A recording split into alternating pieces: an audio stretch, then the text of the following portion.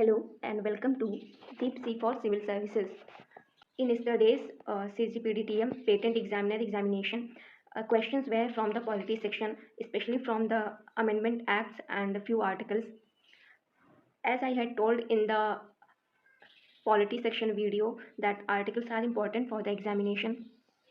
So for the next exam, means for the re-exam, I think if the level of paper will be higher or in tougher side, so articles along with the part मतलब constitution के कौन से part में क्या subject matter है, सो वो subject matter वो पूछ सकते हैं अगर थोड़ा सा टफर साइड में पेपर ले जाएंगे. और because this will be the re paper re exam, so possibility is that the toughness of paper will be on the higher side. So I thought to come up with this video. After this, I will come up with important articles and important amendment acts. Like the 91st Amendment Act was asked in yesterday morning section exam. So for remembering the subject matter and the part of the Constitution, there is one trick which I found somewhere. I forgot where I got that. Maybe on Quora. But the trick is quite beneficial. एक बार आप याद कर लेंगे तो सारे parts आपको कभी नहीं भूलेंगे. So let's start with the trick. So the trick is that you can fly directly. You can fly directly from US to UP. Meet Komal, Shyam, Ram. So till part 11 this one. अब इसका हम details देख लेते हैं. You मतलब union and it's territories. Union और territory का नाम और एरिया जिसमें डिफाइंड है वो पार्ट 1 है. सी से कैन सी सिटीजन पार्ट 2 में.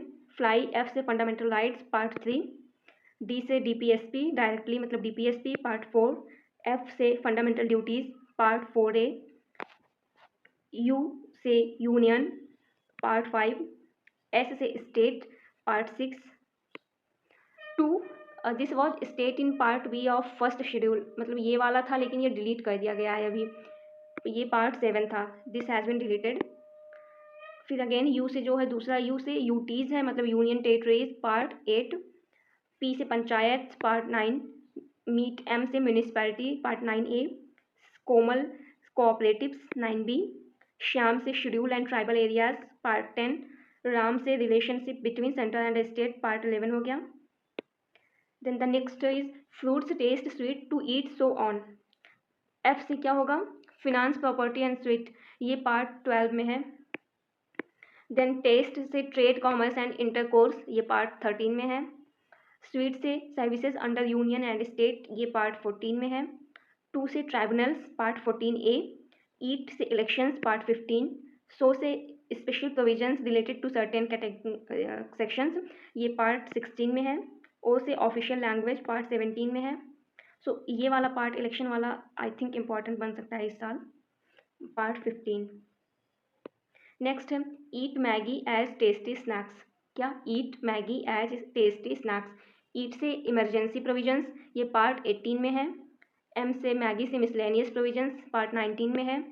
एज से अमेंडमेंट पार्ट 20 है. अमेंडमेंट पार्ट 20 ये इंपॉर्टेंट हो सकता है.